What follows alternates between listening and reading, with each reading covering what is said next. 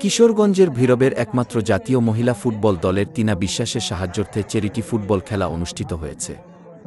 শুক্রবার বিকেলে শহরের আইভি রহমান পৌর স্টেডিয়াম মাঠে আয়োজিত খেলায় প্রধান অতিথি হিসেবে উপস্থিত ছিলেন কেন্দ্রীয় বিএনপির সাংগঠনিক সম্পাদক ও জেলা বিএনপির সভাপতি মোহাম্মদ শরীফুল আলম।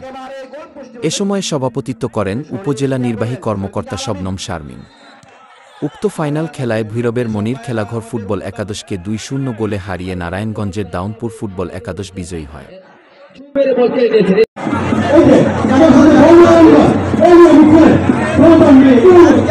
আজকে আমরা যে ভালো জিনিস হবে, সমাজের জন্য ভালো হবে, আমাদের হাই কোয়ালিটির